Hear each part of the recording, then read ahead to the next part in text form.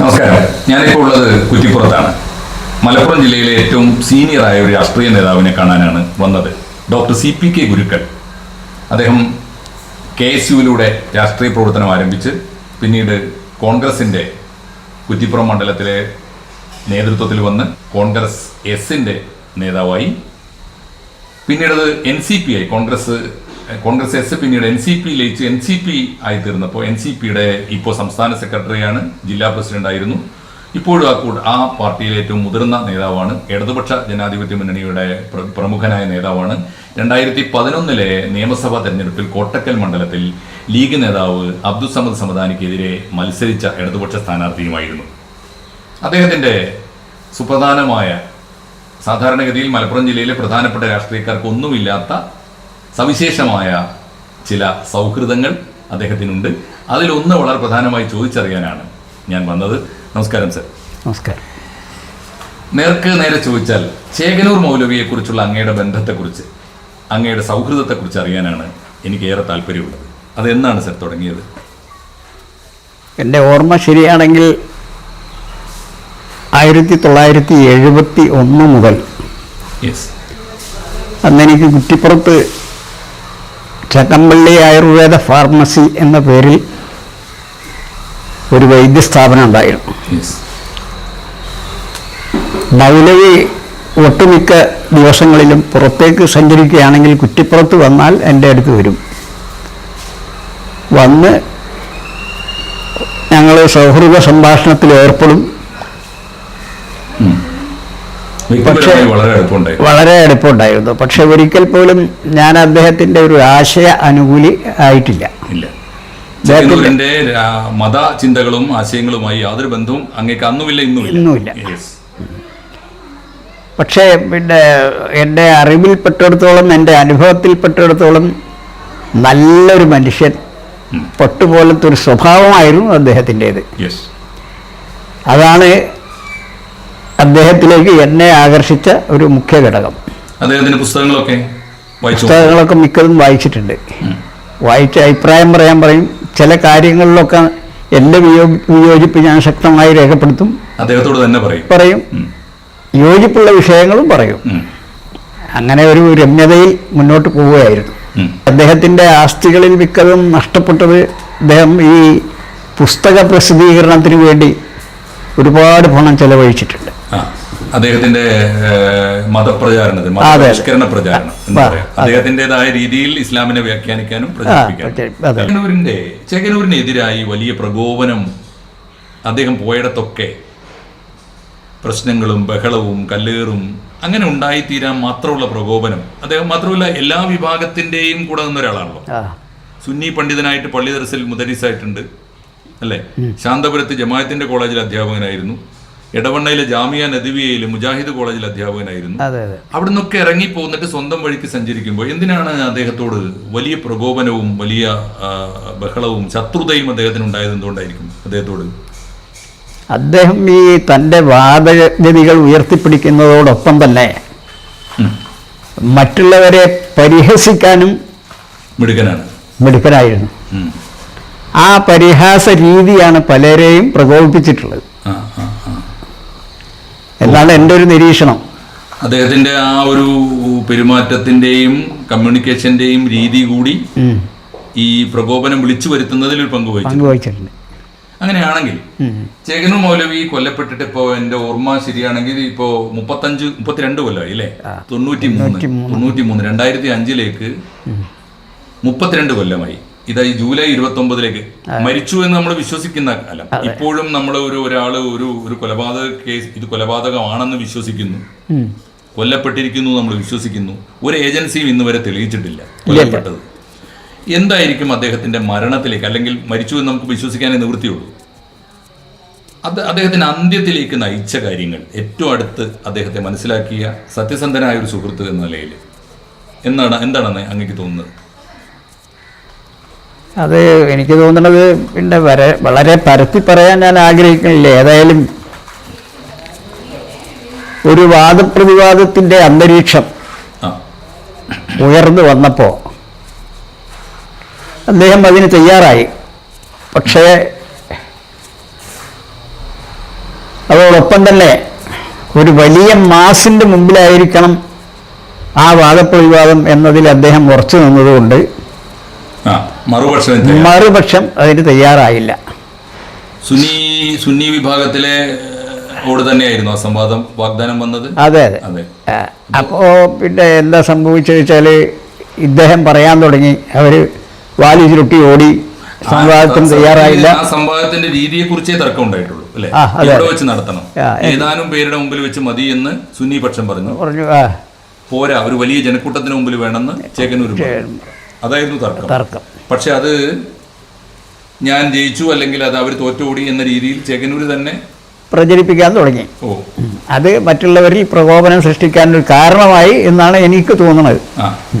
ആ പ്രകോപനം തീർച്ചയായിട്ടും അത് യഥാർത്ഥത്തിൽ അക്കാലത്തെ സുന്നി പക്ഷത്തെ നയിച്ചിരുന്ന പണ്ഡിതന്മാരിൽ മാത്രം ആവണമെന്നില്ല, അവരുടെ അനുയായികളിലാവാം.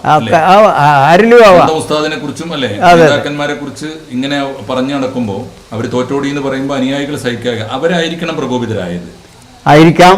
പിന്നെ മറ്റൊന്നുള്ളത് എന്താ വെച്ചാൽ, പിന്നെ ഞങ്ങളൊക്കെ ഇപ്പം ഇതിൻ്റെ ഒരു ഭാഗമായി പ്രവർത്തിച്ചിരുന്നെങ്കിൽ ഞങ്ങളൊക്കെ പ്രതിനിധാനം ചെയ്യുന്ന പ്രസ്ഥാനങ്ങളൊന്നും ഇദ്ദേഹത്തിന് അനുകൂലമല്ലായിരുന്നു. കോൺഗ്രസ് ആയാലും ആയാലും ഒന്നും. നിങ്ങൾക്ക് ഇതിന്റെ കേരളത്തിലെ മുഖ്യധാര രാഷ്ട്രീയ പാർട്ടികളൊന്നും തന്നെ. പക്ഷെ ഒരു ആക്ഷേപമുണ്ടല്ലോ സർ, ഈ ഇപ്പോ ഇദ്ദേഹം അപ്രത്യക്ഷനായി കൊല്ലപ്പെട്ടതിന് ശേഷം അല്ലെങ്കിൽ അദ്ദേഹത്തിന്റെ തിരോധാനത്തിന് ശേഷവും അതിനു മുമ്പും ഇദ്ദേഹത്തെ കൊലപ്പെടുത്തിയവരെന്ന് സംശയിക്കുന്നവര് പലപ്പോഴും കോൺഗ്രസിന്റെ അനുഭാവികളായിട്ട് പറയപ്പെടുന്നുണ്ടല്ലോ. അങ്ങനെ എനിക്ക് അഭിപ്രായം തോന്നിയില്ല. കാരണം എന്താ വെച്ചാൽ അതിനകത്ത് എല്ലാവരും ഉണ്ടാവാനാണ് സാധ്യത. എല്ലാ വിഭാഗവും മതം മാത്രമേ ഉള്ളൂ അതിനകത്ത്, രാഷ്ട്രീയമില്ല. ഇല്ല. ഇപ്പം പിന്നെ ഒരേ സമയത്ത് തന്നെ പിന്നെ മുസ്ലിം വിഭാഗത്തിലെ സുന്നികൾ, മുജാഹിദുകൾ, ജമാഅത്ത് ഇസ്ലാമി തുടങ്ങിയ എല്ലാവരും അദ്ദേഹത്തെ ഒരു തരത്തിലല്ലെങ്കിൽ മറ്റൊരു തരത്തിൽ ഭയപ്പെട്ടിരുന്നു. അതുകൊണ്ട് തന്നെ അദ്ദേഹത്തിന്റെ പാണ്ഡിത്യത്തെ തോൽപ്പിക്കാനാവില്ല എന്നുള്ളൊരു കാഴ്ചപ്പാടും അതിന് പുറമെ അദ്ദേഹത്തെ പറ്റി പറയപ്പെടുന്നത് എന്താ വെച്ചാൽ അദ്ദേഹത്തിന് ഈ അറബി ഗ്രാമർ, വ്യാകരണം അതിന്റെ എക്സ്പേർട്ട് മാസ്റ്ററായിരുന്നു. അതാണ് ഇങ്ങനെ വെല്ലുവിളികളൊക്കെ നിലനിൽക്കുന്ന സമയത്ത് അദ്ദേഹത്തെ പോലെ ബുദ്ധിമാനായ ഒരു മനുഷ്യൻ അജ്ഞാതരായ ആരെങ്കിലും ആര് വിളിച്ചാലും സംവാദത്തിന് അല്ലെങ്കിൽ മതപ്രസംഗത്തിന് എന്ന് പറഞ്ഞ് വിളിച്ചാൽ പോകുന്നൊരു സ്വഭാവം ഉണ്ടായിരുന്നു. അതല്ല, ഇടക്കാലത്ത് വെച്ച് അദ്ദേഹത്തിന് കടുത്ത സാമ്പത്തിക ഞെരുക്കങ്ങൾ ഉണ്ടായിരുന്നു. അതിന്റെ പേരിൽ ഈ ക്ലാസ് എടുക്കാനൊക്കെ പോകാനൊക്കെ വളരെ ശുഷ്കാന്തി കാണിച്ചിരുന്നു. അദ്ദേഹത്തിന് സാമ്പത്തികമായ പരാധീനത ആവശ്യമുണ്ടായിരുന്നു. പിന്നെ ഇപ്പോൾ അദ്ദേഹത്തെ കുറ്റം പറയുന്നവർ പോലും മനസ്സിലാക്കാത്തൊരു വസ്തുത എന്ന് പറയുന്നത്, ഇദ്ദേഹത്തിൻ്റെ മരുമക്കൾ സൗദി അറേബ്യയിലൊക്കെ ഉണ്ടായിരുന്നു. അപ്പോൾ സൗദി അറേബ്യയിൽ ആരോ അവിടുത്തെ പോലീസിൽ പരാതി കൊടുത്തു, ഇദ്ദേഹത്തിൻ്റെ പുസ്തകങ്ങളൊക്കെ അനിസ്ലാമികമാണ്, ഇസ്ലാമിനെ തകർക്കാൻ വേണ്ടിയിട്ട് നടക്കുന്ന ഒരാളാണ്, അദ്ദേഹത്തിൻ്റെ പുസ്തകങ്ങളാണ് മരുമകനും ഇവരൊക്കെ കൈവശം വെച്ചിട്ടുള്ളത് എന്നൊക്കെ പറഞ്ഞിട്ട് അവിടെ റെയ്ഡിംഗ് ഒക്കെ നടക്കുകയുണ്ടായി. എന്നിട്ട് പുസ്തകങ്ങളൊക്കെ കണ്ടുകിട്ടി സൗദി കോടതി ആ പുസ്തകങ്ങൾ ട്രാൻസ്ലേറ്റ് ചെയ്യാൻ ഉത്തരവിട്ടു. ആ ട്രാൻസ്ലേഷനിൽ കോടതി പറഞ്ഞ ഇതിനകത്ത് ഇസ്ലാമിക വിരുദ്ധമായൊന്നും കാണാനില്ലല്ലോ. സൗദിയിലെ ശരീഅത്ത് കോടതി പോലും അത് തെളിയിച്ചിട്ടുണ്ട്, പ്രഖ്യാപിച്ചിട്ടുണ്ട്. ഇസ്ലാമിക വിരുദ്ധമായിട്ടൊന്നും അതിനകത്തില്ല. ശരി, അങ്ങനെയൊക്കെയുള്ള ഒരു സാഹചര്യത്തിലാണ് ഈ സാറിനെ പോലെ അദ്ദേഹത്തിന്റെ ഏതാണ്ട് നാടിനോട് അടുത്ത് ജീവിച്ച ഒരാള് പിൽക്കാലത്ത് ചേകനൂരിന്റെ കുറ്റവാളികളെ, ചേകനൂരിന്റെ കൊലപാതകികളെ കണ്ടെത്തണം എന്ന് ആവശ്യപ്പെട്ടുകൊണ്ട് രൂപീകരിച്ച ആക്ഷൻ കമ്മിറ്റിയുടെ ഒക്കെ തലപ്പത്തുണ്ടായിരുന്ന അല്ല ആ കൂട്ടത്തിൽ അല്ലേ? കൂട്ടത്തിലുണ്ടായിരുന്ന ഒരാളാണ്.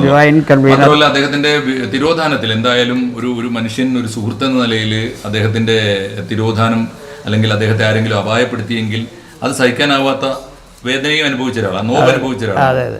അങ്ങനെയാണെങ്കിൽ എന്തായിരിക്കണം അന്ന് സംഭവിച്ചിട്ടുണ്ടാവുക? 93 ജൂലൈ മാസം 29 വൈകുന്നേരം, ജൂലൈ 29 എന്നാണ് എൻ്റെ ഓർമ്മ. അതെ,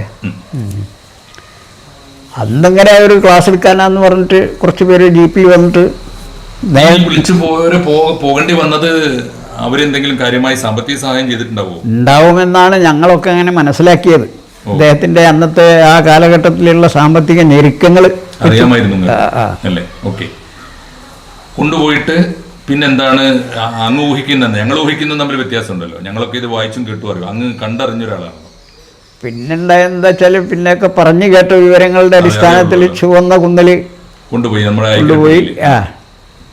അതിലിടക്ക് അരൂരിനാഥ സ്ഥലത്തിന് പറയും. അവിടെ പോയി ഇവരുടെ അന്വേഷണവും കുഴിക്കലും ഒക്കെ നടന്നതാണല്ലോ. അങ്ങനെ പിന്നെ പറയണ കേട്ടു ഇങ്ങനെ വടക്കാഞ്ചേരി ഒരു പൊതു ശ്മശാനമുണ്ട്. അതായത് ഇതെല്ലാം കഴിഞ്ഞിട്ട് അന്ന് ക്രൈംബ്രാഞ്ചാണോ അന്വേഷിക്കണേ? ക്രൈംബ്രാഞ്ചാണെന്നല്ലോ ആദ്യഘട്ടത്തിൽ ക്രൈംബ്രാഞ്ച് അന്വേഷിച്ചു. അതായത് കേരള പോലീസിന്റെ അന്വേഷണം തൃപ്തികരമല്ല എന്ന് പറഞ്ഞിട്ട് കോലാഹലം വന്നപ്പോൾ ക്രൈംബ്രാഞ്ചിന് വിട്ടു. അപ്പോഴും CBIക്ക് വിട്ടില്ല. പിന്നെ CBIക്ക് വിടാൻ നിർബന്ധിച്ചത് ഈ മൊയ്തു മൗലവി ഇദ്ദേഹത്തിന്റെ ഭാര്യയുമായിട്ട് ബന്ധമുണ്ട്. അവാമത്തായിട്ട് എന്തോ ബന്ധമുണ്ട്. അവർ എനിക്ക് ഡീറ്റെയിൽ ആയിട്ട് അറിയില്ല. പക്ഷേ മൊയ്തു മൗലവിയുടെ ആവശ്യത്തിന് മുമ്പിലാണ് കരുണാകരൻ അത് CBIക്ക് വിട്ടത്. ഓക്കെ. എന്തായാലും ഈ ചുവന്ന കുന്നിൽ നിന്ന് ഈ വടക്കാഞ്ചേരി എന്ന പേര് ഇതുവരെ ഇപ്പൊ സാറ് പറയുമ്പോഴാണ് ഞാൻ ആദ്യമായിട്ട് കേൾക്കുന്നത്. ചേകനൂർ കേസിൽ ചേകനൂരിന്റെ ബോഡി ഇപ്പോൾ ചുവന്ന കുന്ന് മുഴുവൻ അരിച്ചു പെറുക്കിയിട്ടും കിട്ടിയിട്ടില്ല. അങ്ങനെയാണെങ്കിൽ ആ ബോഡി പിന്നീട് കേട്ട സ്റ്റോറി ഇതാണ്. ഈ വീട്ടിൽ നിന്ന് വിളിച്ചു കൊണ്ടുപോയത് ഒരു ടീമാണ്. വഴിയിൽ വെച്ചിട്ട് ആ വാഹനം മറ്റൊരു വാഹനത്തിലേക്ക് ഇദ്ദേഹത്തെ മാറ്റിക്കയറ്റിയിട്ടുണ്ട്. ഈ ടീം തമ്മിൽ പരിചയമില്ല. പിന്നെ കൊണ്ടുപോയിട്ട് അദ്ദേഹത്തെ അപായപ്പെടുത്തിയത് ഒരു ടീമാണ്. ചുവന്ന കുന്നിൽ മറവ് ചെയ്ത ഒരു ടീമാണ്. അവിടെ നിന്ന് മറ്റൊരു സംഘം ഇദ്ദേഹത്തിന്റെ ബോഡി എടുത്തിട്ട് മറ്റെവിടെയോ കൊണ്ടുപോയി. ആ സ്ഥലത്തെക്കുറിച്ച് ഒരുപാട് ഊഹങ്ങൾ നിലവിലുണ്ട്. എന്നോട് പലരും പലതരത്തിലാണ് പറഞ്ഞിട്ടുള്ളത്. ഞാൻ പലപ്പോഴും വെളിപ്പെടുത്തിയിട്ടുണ്ട്. ഇപ്പൊ സാറാണ് ആദ്യമായിട്ട് ഈ വടക്കാഞ്ചേരിയിലെ പൊതു ശ്മശാനത്തിൽ ആണ് പിന്നീട് അന്തിമമായി ചേകനൂരിന്റെ മൃതദേഹം മറവ് ചെയ്തത് എന്ന് പറയുന്നത്. അത് ആ വിവരം എവിടുന്നാണ് സാറിന് ആദ്യമായിട്ട് കിട്ടുന്നത്? നിങ്ങൾ ഈ സംഘത്തിന് ആക്ഷൻ കമ്മിറ്റിയിൽ പ്രധാനമായ ഒരു ഭാരവാഹിയായിരുന്നു ചേകനൂരിന്റെ അമ്മാവൻ സലീം ഹാജി പറഞ്ഞു ഇങ്ങനെ വടക്കാഞ്ചേരി TBയിൽ ഇങ്ങനെ ഒരു പരിശോധന നടത്തുന്നുണ്ട്. അവിടെ 2 അജ്ഞാത മൃതദേഹങ്ങൾ സംസ്കരിച്ചിട്ടുണ്ട് എന്നുള്ള വിവരം പറഞ്ഞപ്പോൾ പിന്നെ വിയങ്ങോക്കാട് കുരുണിയൻ സെയ്ദ്, ഞാൻ, സലീം ഹാജി, ഞങ്ങൾ 4 ആളും കൂടിയാണ് പോയത്. വടക്കാഞ്ചേരി പോയി. അതെ. ഈ പരിശോധന നടക്കുന്ന സമയത്ത് ആരൊക്കെയായിരുന്നു അന്നത്തെ ഉദ്യോഗസ്ഥന്മാര് അന്വേഷിക്കാൻ വന്ന ഉദ്യോഗസ്ഥന്മാര് എന്ന് പറഞ്ഞാല് പിന്നെ ഒരു തൃശ്ശൂർ RDO ഉണ്ടായിരുന്നു. അവരൊരു വനിതയായിരുന്നു. പിന്നെ ക്രൈംബ്രാഞ്ചിന്റെ ഒരു പേരോർമ്മയില്ല. പിന്നെ ക്രൈംബ്രാഞ്ചിന്റെ ഒരു ഉന്നത ഉദ്യോഗസ്ഥൻ ഉണ്ടായിരുന്നു. അദ്ദേഹത്തിന്റെ പേരെനിക്ക് ഓർമ്മയില്ല. ഇവരൊക്കെ ഉണ്ടായിരുന്നു. അങ്ങനെ medico legal adviser doctor Umadathan ഇതിൽ പ്രധാന ക്യാരക്ടറാണ്. അദ്ദേഹം ഉണ്ടായിരുന്നു. അദ്ദേഹത്തിന്റെ നേതൃത്വത്തിലാണ് ഇതൊക്കെ മാന്തിയത്. അപ്പൊ 2 ബോഡിമേ തർക്കം വന്നു. അത് ഇതാണോ അതാണോ ആ 2 ബോഡി ഏതാണെന്നുള്ള തർക്കം വന്നു. അപ്പൊ അവിടെ ചന്ദ്രൻ എന്ന് പറഞ്ഞിട്ടൊരാളും മൊയ്തു എന്ന് പറഞ്ഞിട്ടൊരാളുമാണ് ഇത് സംസ്കരിക്കാറുള്ളത്. അതായത് ഈ ശ്മശാനത്തിലെ സംസ്കരണ തൊഴിലാളികളാണ്, ചെയ്യുന്ന ഉദ്യോഗസ്ഥന്മാർ, ജോലിക്കാരാണ് അല്ലേ? മൊയ്തുവും ചന്ദ്രനും. അവര് 2 ആളും 2 സ്ഥലം കാണിച്ചു. ഇവിടെയാണെന്നോ അവിടെയാണെന്നോ അവര് തമ്മിൽ തർക്കമായി. RDO പറഞ്ഞ് രണ്ടും. അപ്പൊ ആദ്യത്തെ ഇങ്ങനെ പരിശോധിച്ചപ്പോൾ ഡോക്ടർ ഉമാദത്തൻ പറഞ്ഞ ഇതൊരു 85 വയസ്സിലധികം പ്രായമുള്ള ഒരു ആക്സിഡന്റ് കേസാണ് എന്ന് പറഞ്ഞു. അപ്പൊ രണ്ടും ഇതിന് ചേർന്നതല്ല. അപ്പൊ മറ്റേ ബോഡി മറ്റേത് തുറക്കാൻ തീരുമാനിച്ചു. അത് തുറന്നുകൊണ്ടിരിക്കുമ്പോഴാണ് സലീം ഹാജി ഞങ്ങൾ നിൽക്കുന്ന സ്ഥലത്ത് വന്നിട്ട് പറഞ്ഞു ഇത് തന്നെയാണെന്ന് പറഞ്ഞു. അമ്മാവൻ ഓടി വന്ന് ഇത് തന്നെയാണ് ചേകനൂരിന്റെ ബോഡി എന്ന് സാക്ഷ്യപ്പെടുത്തിയത് നിങ്ങളുടെ മുമ്പിലാണ്. ഈ ഡോക്ടർ CPK ഗുരുക്കളുടെയും കുരുണിയൻ സെയ്ദ് സാഹിബിന്റെയും വിയൻകുളക്കാടിന്റെയും മുമ്പിൽ വന്ന് പറഞ്ഞു. സലീം ഹാജി ബോധ്യപ്പെടുത്തി അവിടെ അത് തന്നെയാണ്. ഞങ്ങൾ അങ്ങോട്ട് ചെല്ലുകയും ചെയ്ത് ചെന്നങ്ങനെ നോക്കിയപ്പോ മുടിയുടെ ബോഡി കണ്ടു ചെന്നു. എന്ത് തോന്നിയപ്പോ? ഒരുപാട് അളിഞ്ഞു പോയിട്ടുണ്ടോ? നാശമായിരിക്കണല്ലോ. എന്നാലും ചേകനൂരാണെന്ന് തോന്നാൻ അടയാളം എന്തെങ്കിലും? ഈ മുടിയുടെ കറവ് ഇങ്ങനെ കണ്ടപ്പോ ഒരു സംശയമാണ്. ചേകനൂരാകാൻ സാധ്യതയുണ്ട്. കാരണം സ്ഥിരമായി ചേകനൂരെ കണ്ടിരുന്ന ഒരാളാണ് അല്ലേ? എന്നിട്ട് പിന്നെന്താണ് സാർ സംഭവിച്ചത്? ഈ ഈ വടക്കാഞ്ചേരി എപ്പിസോഡ് അല്ലെങ്കിൽ വടക്കാഞ്ചേരിയും ചേകനൂരുമായി ബന്ധപ്പെടുത്തിയിട്ട് നമ്മുടെ കുറ്റാന്വേഷണ കഥകളിൽ നിന്ന് പിന്നീട് അങ്ങോട്ടുള്ള ഫയലുകളിലൊക്കെ അത് മാഞ്ഞുപോയത് അവിടെ നിന്ന് മുതൽ എന്താ സംഭവിച്ചത്? തീർച്ചയായിട്ടും ഇതിന്റെ ഈ ഭൗതിക അവശിഷ്ടങ്ങളൊക്കെ ഫോറൻസിക് ലാബിൽ പോയിട്ടുണ്ടാവുമല്ലോ. പോയി. പിന്നെന്താ സംഭവിച്ചത്? ഫോറൻസിക് ലാബിൽ എന്ത് സംഭവിച്ചു? ഫോറൻസിക് ലാബിൽ പിന്നെ ഞാൻ അറിഞ്ഞിടത്തോളം അവിടെ ഒരു സ്ഫോടനം ഉണ്ടായി. തീപിടുത്തം. ഓ, ലാബിൽ ചില്ലറ കഥയല്ല അല്ലേ? അതിനകത്ത് പിന്നെ അഭയയുടെ കേസും അതിന്റെ ഈ തൊണ്ടിയും ഇതും ഒരേ സമയത്ത് നശിച്ചു എന്നാണ് കേട്ടത്. എന്ന് പറഞ്ഞാല് ആ ലാബിൽ രണ്ടു തരം താല്പര്യങ്ങൾ വർക്ക് ചെയ്തിട്ടുണ്ട്. അഭയയുടെ കുറ്റവാളികളും ചേകനൂരിന്റെ കുറ്റവാളികളും ആ ലാബിൽ അന്ന് തീപിടുത്തം ഉണ്ടാക്കിയതിൽ പങ്കുവഹിക്കാൻ സാധ്യതയുണ്ട്. അതോടുകൂടി ഇത് മൂടിപ്പോയി എന്ന് പറയാം അല്ലേ? പിന്നെ ഇതിന്റെ പിന്നെ ഇപ്പൊ CBI ആയാലും ക്രൈംബ്രാഞ്ച് ആയാലും ആരും അതിന്റെ ശരിയായ രീതിയിലുള്ള ഒരു അന്വേഷണ പ്രക്രിയയിൽ കടന്നിട്ടില്ല. അതെന്താ സംഭവിച്ചിട്ടുണ്ടാവുക? കേരളത്തിൽ നിന്ന് പോയല്ലോ. ഇപ്പോൾ ഏറ്റവും ഒടുവിൽ ഇപ്പോൾ കേരള പോലീസ് പോരാ, ക്രൈംബ്രാഞ്ചിന് കൊടുത്തു. ക്രൈംബ്രാഞ്ച് പോരാ, CBIക്ക് കൊടുത്തു. CBIക്ക് പോകുമ്പോൾ ആദ്യം കോൺഗ്രസ് ആണ് ഭരിക്കുന്നതെങ്കിലും വാജ്പേയി വന്നപ്പോഴും ഈ കേസ് പരിഗണനയിൽ വന്നല്ലോ. എന്താ അവർക്ക് പറ്റിയിട്ടുണ്ടാവുക? BJP മാത്രമല്ല, സാറിന്റെ കൂടെ ആക്ഷൻ കമ്മിറ്റിയിൽ പ്രാദേശിക BJP ഉണ്ടായിരുന്നല്ലോ, BJPക്കാർ സജീവമായിട്ട്. ആക്ഷൻ കമ്മിറ്റിയിൽ അവരങ്ങനെ ഉണ്ടായിട്ടില്ല. അവർ സെപ്പറേറ്റ് ആയിട്ട് സമരം നടത്തിയിരുന്നു. അതുകൊണ്ട് എന്താ വെച്ചാൽ ഈ പിന്നെ മറ്റ് മുഖ്യധാര രാഷ്ട്രീയക്കാർ പിന്നെ അതിനോട് സഹകരിച്ചിട്ടില്ല. മറ്റു മുഖ്യധാര രാഷ്ട്രീയ പാർട്ടികൾ ആരും ഉണ്ടായിരുന്നില്ല ആക്ഷൻ കമ്മിറ്റിയിൽ. നിങ്ങൾ കുറച്ച് പേര് വ്യക്തികളായിട്ട് വന്നത്. നിങ്ങളും പാർട്ടി എന്നുള്ള നിലക്കല്ല ചെന്നത്. അല്ലല്ല, സുഹൃത്തുക്കൾ, വ്യക്തികൾ. എന്ത് പറ്റിക്കാണാവോ ഇങ്ങനെ ഒരു? ചേകനൂരിന്റെ പ്രസ്ഥാനത്തിന്റെ ആളുകൾ ഉണ്ടായിരുന്നു. ഡോക്ടർ CM കുട്ടി പൊന്നാനി, പിന്നെ ഇതേമാതിരി സലീം ഹാജി, പിന്നെ മാറഞ്ചേരിയിലുള്ളൊരു മുഹമ്മദ് ഉണ്ണി മൗലവി മാറഞ്ചേരിയിൽ, പിന്നെ കോട്ടക്കൽ ഒരു അബ്ദുൽ അസീസ് മൗലവി. അതൊക്കെ ചേകനൂർ മൗലവിയുടെ ഈ അനുയായികളും ചേകനൂർ മൗലവി നടത്തുന്ന ജുമാ ഒക്കെ കൈകാര്യം ചെയ്തിരുന്ന അവരെയാണ്. അതിനകത്ത് വേറൊരു വിഷയമുണ്ട്, അത് പറയാതിരിക്കാൻ വയ്യ. ചേകനൂർ മൗലവി അദ്ദേഹം ഉയർത്തിപ്പിടിക്കുന്ന ആശയങ്ങളുണ്ടല്ലോ, ആ ആശയങ്ങളിലും അദ്ദേഹം ഉറച്ചു നിന്നിട്ടില്ല. അങ്ങനെ ഒരു വിമർശനം തന്നെയാണ്. എന്താ അദ്ദേഹം ഉയർത്തിപ്പിടിക്കുന്ന ആശയങ്ങൾ എന്ന് പറഞ്ഞാൽ ഹദീസുകൾ കള്ളമാണ്, ഹദീസുകൾ ആവശ്യമില്ല. പ്രവാചകന്റെ മരണത്തിന് ശേഷം 100-200 കൊല്ലം കഴിഞ്ഞിട്ടാണ് ഹദീസുകൾ. ഒരു അനുഭവത്തിന്റെ പശ്ചാത്തലത്തിൽ പറയുകയാണെങ്കിൽ അദ്ദേഹം പോലും അദ്ദേഹത്തിന്റെ ഈ വാദങ്ങളെ സീരിയസ് ആയിട്ട് ഉൾക്കൊണ്ടിട്ടില്ല. ചേകനൂർ പോലും. അത് ചേകനൂരിന് നേരെയുള്ള നല്ല വിമർശനമാണല്ലോ സാർ. എന്താണ് സാറിന്റെ അനുഭവം? അതിൽ ബോധ്യം എന്താണ്? ബോധ്യച്ചാൽ അദ്ദേഹം സീരിയസ് ആയിട്ട് എടുക്കാത്ത, അദ്ദേഹത്തിന് ഇതൊരു തമാശ. മറ്റുള്ളവരെ എന്താ പറയുക, സാധാരണഗതിയിൽ ഒന്ന് പ്രകോപിപ്പിക്കുക, ഒരു ഹോബിയാണത്. അതെ, ഗൗരവമായിട്ടല്ല.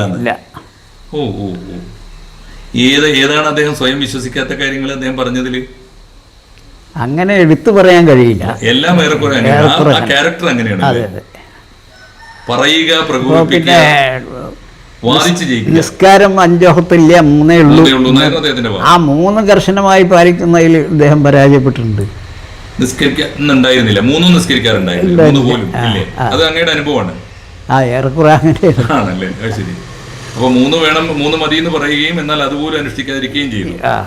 പിന്നെ അങ്ങനെയൊക്കെ ഉള്ളൊരു എന്താ വെച്ചാൽ ആശയ ദൃഢത പോരായിരുന്നു. ഇപ്പോ 70-നോടടുത്ത് അല്ലേ? 75 വയസ്സ് കഴിഞ്ഞു. 75 വയസ്സ് കഴിഞ്ഞ വിട്ടുവീഴ്ചയില്ലാത്ത ദേശീയവാദിയായ ഒരു രാഷ്ട്രീയ പ്രവർത്തകൻ എന്ന നിലയിൽ ചേകനൂരിനെ കാണാതായിട്ട് 32 കൊല്ലം കഴിഞ്ഞ ഈ സാഹചര്യത്തിൽ ചേകനൂരിൻ്റെ തിരോധാനവുമായി ബന്ധപ്പെട്ട് മലയാളി ഇതുവരെ അറിഞ്ഞിട്ടില്ലാത്ത ചില വിവരങ്ങൾ തീർച്ചയായിട്ടും നമ്മുടെ പ്രേക്ഷകർക്ക് വേണ്ടിയും ജനാധിപത്യവാദികൾക്ക് വേണ്ടിയും മനുഷ്യസ്നേഹികൾക്ക് വേണ്ടിയും വെളിപ്പെടുത്തിയത് തീർച്ചയായിട്ടും സന്തോഷമുള്ള കാര്യമാണ്. അങ്ങയോട് ഞങ്ങൾ നന്ദി പറയുന്നു.